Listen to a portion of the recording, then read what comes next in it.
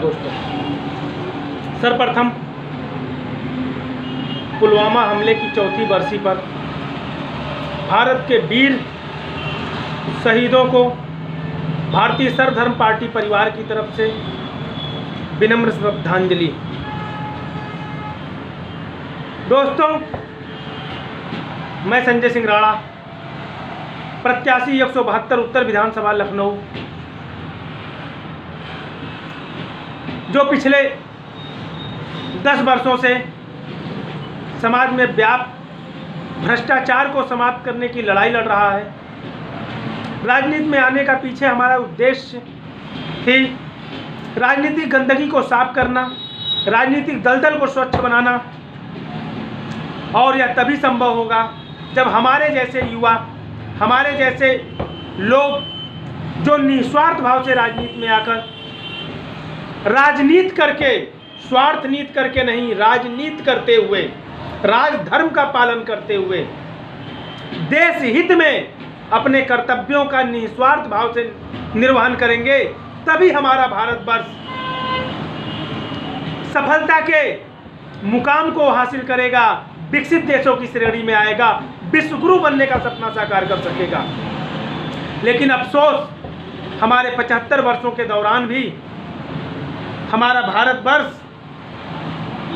जितनी विकट समस्याओं से आज भी जूझ रहा है, और यह सिर्फ इस कारण कि अब तक जितने भी हमारे सत्ताधारी दलों ने हम पर शासन किया, सब ने सिर्फ और सिर्फ स्वार्थ नीति के तहत शासन किया, राजधर्म का पालन नहीं किया। हमारे डॉक्टर राजेंद्र प्रसाद और लाल बहादुर शास्त्री जी, मोरारजी देसाई को छोड़ करके किसी भी शासक ने, किसी भी प्रधानमंत्री ने देश हित में, देश हित को प्रमुखता से, देश हित को प्रोत्साहित नहीं किया। यही कारण है हम आज भी पिछड़े की गिनती में शामिल हैं। आज हमारे देश में जिस प्रकार की राजनीति हो रही है, वह राजनीति न होकर के सिर्फ और स्वार्थ नीति की उसे संज्ञा देना ज्यादा सही होगा, क्योंकि आज यही हो रहा है।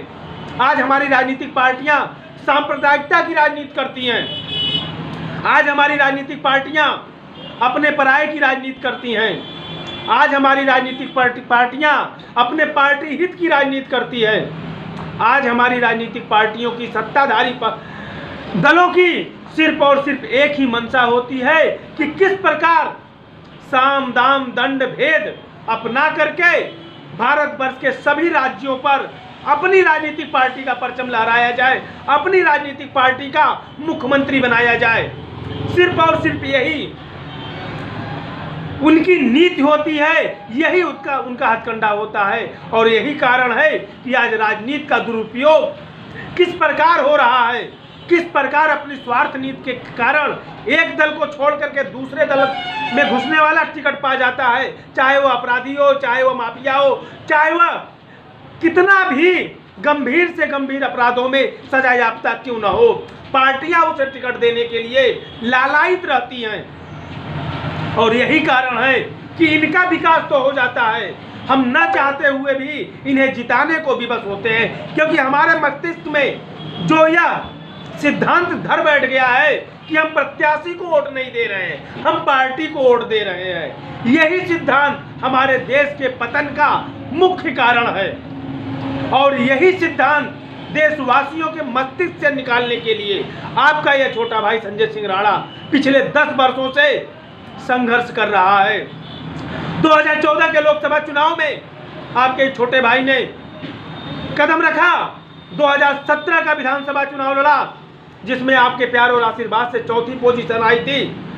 तीनों राजनीतिक बड़ी पार्टियों को छोड़ करके, भाजपा, सपा, बसपा को छोड़ करके कांग्रेस के स्थान पर आपका यह छोटा भाई आया था, चौथी पोजीशन आपके प्यार और आशीर्वाद से। 2019 का लोकसभा चुनाव राजनाथ सिंह के खिलाफ आपका यह छोटा भाई लड़ा। मात्र एक दिन प्रचार करने को इस प्रशासन ने दिया था, एक दिन के प्रचार में आपका प्यार और आशीर्वाद अपने छोटे भाई को मिला,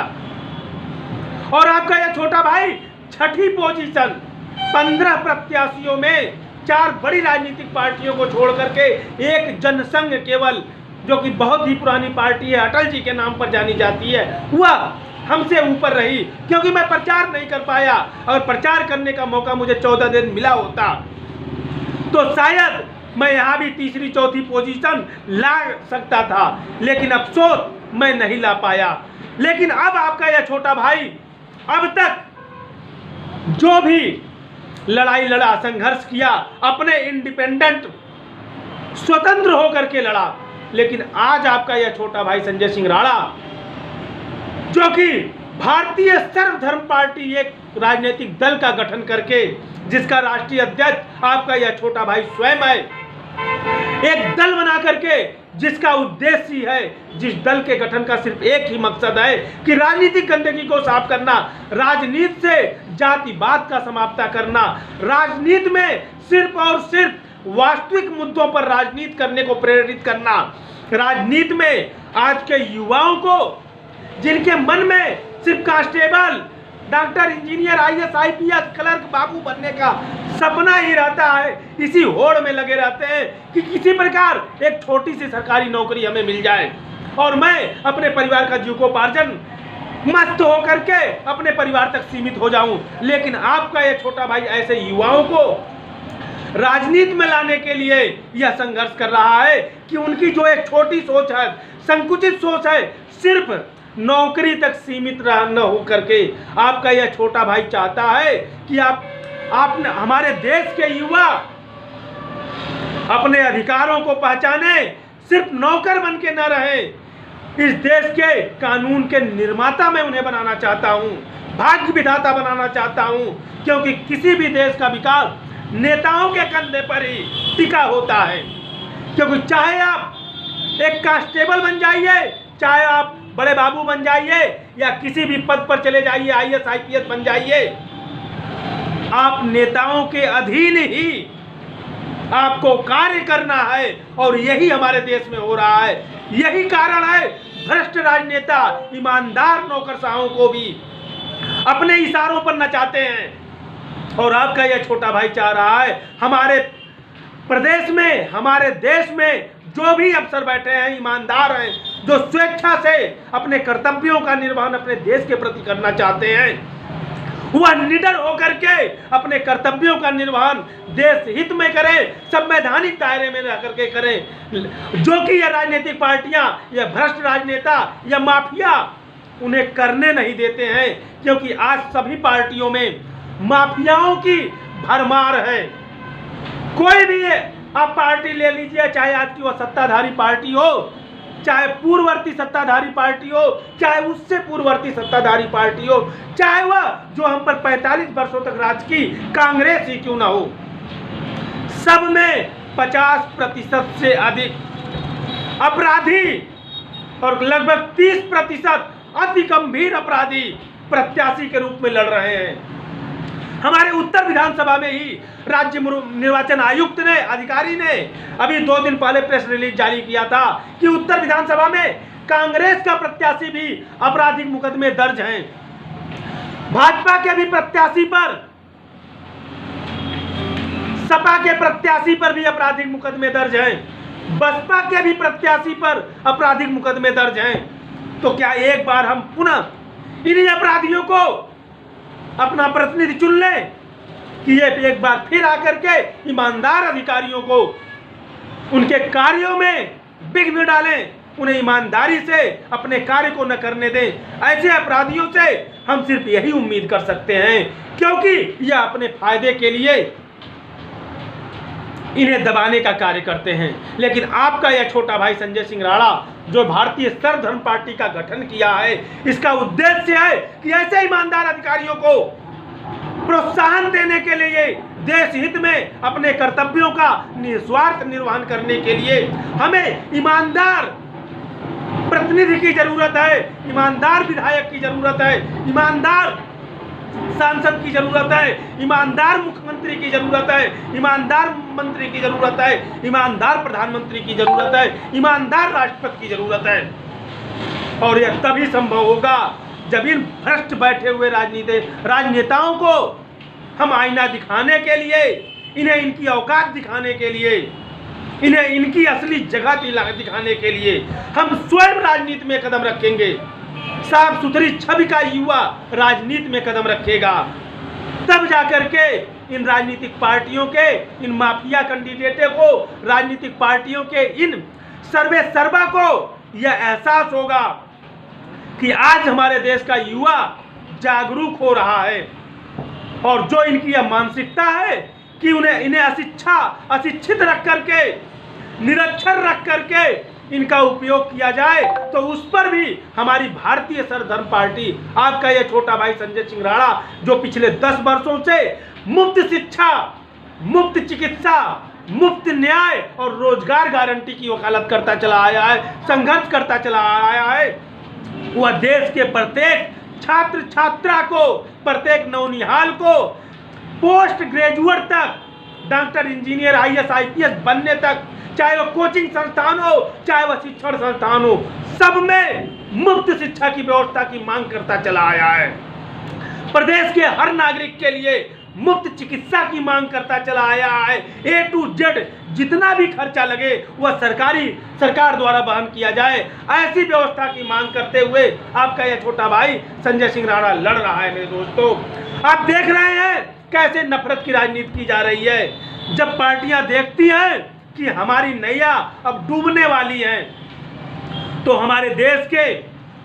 मतदाताओं के मन में उन्हें गुमराह करने के लिए कुछ ऐसे घटनाक्रमों का आगाज हो जाता है कि हमारे देश का युवा, हमारे देश का मतदाता मत भ्रमित होकर के पुनः इन्हीं को अपना प्रतिनिधि चुनने को विवश हो जाता है। जैसे कि अभी मौजूदा हालात में हिजाब प्रकरण चल रहा है। यह जो हिजाब प्रकरण है मेरे दोस्तों, यह कोई प्रकरण ही नहीं है, इसे हवा दिया जा रहा है सांप्रदायिकता के रूप में। यह जो कुछ दिन पहले AIIM पर अटैक हुआ, यह भी सोची समझी साजिश ही है कि हमारे देश का युवा गुमराह हो। लेकिन अब हमें ऐसे मुद्दों से गुमराह नहीं होना है। आज की हमारी जरूरत क्या है? हमारे पूर्व प्रधानमंत्री, भारत रत्न, जिन्हें हम सभी सम्मान से सम्मान देते थे, सम्मान की दृष्टि से देखते थे, जिनके आगे हम आज भी नमन करते हैं, हमारे अटल बिहारी वाजपेयी जी, जिनके नक्शे कदमों पर चलकर मैं पिछले 10 वर्षों से मुफ्त शिक्षा, मुफ्त चिकित्सा, मुफ्त न्याय की बात करता हूं। यह उन्हीं का सपना था। हमारे अटल बिहारी वाजपेयी जी कहते थे, कोई देश तभी तरक्की कर सकता है, सभी विकास के सभी पायदानों को पार कर सकता है, सभी रुकावटों को ठोकर मारता हुआ विकसित देशों की श्रेणी में तभी आ सकता है जब वहां शिक्षा पूरी तरह से मुफ्त हो, जब वहां चिकित्सा पूरी तरह से मुफ्त हो, जहां हर पीड़ित को मुफ्त न्याय की व्यवस्था हो। वही देश विकसित होने का सपना देख सकता है, क्योंकि किसी भी देश के विकास के सबसे लिए जरूरी है उनको हर नागरिक का शिक्षित होना, वो भी गुणवत्ता परक शिक्षित होना, हर नागरिक के उत्तम स्वास्थ्य का होना और हर नागरिक को फौरन मुफ्त न्याय मिलना। हमारे यहाँ मुकदमों में 100-100 साल लग जाते हैं। आज हम मुकदमा दायर करते हैं, पता चला मैं मर गया, लेकिन हमारा मुकदमा खत्म नहीं हुआ। यह हमारे देश की व्यवस्था है। हमारा सब कुछ बिक जाता है मुकदमेबाजी में, लेकिन हमें न्याय नहीं मिलता। और यह मैं नहीं कह रहा, हमारे देश के जब प्रधान न्यायाधीश सेवानिवृत्त होते हैं, उन्होंने यह कबूल किया है, इसे स्वीकार किया है कि यहाँ धनाभाव में